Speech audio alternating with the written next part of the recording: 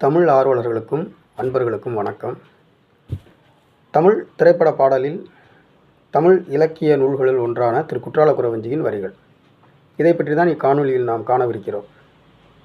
திரு குற்றாலக்குறவஞ்சி என்னும் நூலின் கதாநாயகி வசந்தவல்லி. அவள் பந்தாடி விளையாடுகிறாள். அவள் பந்தாடுகின்ற அந்த அழகினை, சிறப்பினை வர்ணிக்கக்கூடியதான 8 அடிகள் இடம்பெற்றிருக்கின்றன. செங்கையில் வண்டு கலின் கலினென்று செயம் செயமென்றாட, இடை சங்கதம் என்று சிலம்பு புலம்பொடு தண்டை கலந்தாட, இரு கொங்கை கொடும்பகை வென்றனமென்று குழைந்து குழைந்தாட, மலர் பைங்கொடி நங்கை வசந்த சவுந்தரி பந்து பயின்றனலே. இவற்றில் முதல் 3 அடிகளை மட்டும் எடுத்துக்கொண்டு அவற்றை அப்படியே திரைப்பட பாடலுக்கு பயன்படுத்தி இருக்கிறார்கள். நான் இப்பொழுது எந்த பாடலை குறிப்பிடுகிறேன் என்பது உங்களுக்கு தெரிந்திருக்கும். 1971ஆம் ஆண்டு வெளியான ஆதிபராசக்தி என்னும் மிகச்சிறந்த பக்தி படத்தில் இடம்பெற்ற பாடல்தான் அது.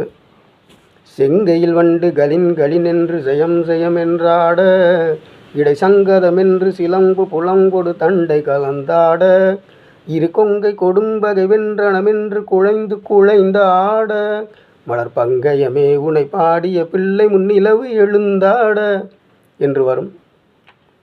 தமிழ் இலக்கியங்களை அப்படியே தனக்குள் வாங்கி அவற்றை தான் இயற்றிய திரைப்பட பாடல்களில் வெளிப்படுத்தி தமிழ் இலக்கியங்களை எல்லாம் வெகு ஜனங்களிடம் கொண்டு சென்ற பெருமைக்குரியவர் கவியரசர் கண்ணதாசன் என்பதை இந்த நேரத்தில் நாம் எண்ணி பார்க்க வேண்டும்.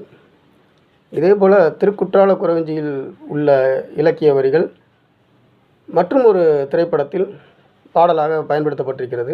அது எந்த படம், எந்த பாடல் என்பதை அடுத்த காணொளியில் நாம் காணலாம். நன்றி.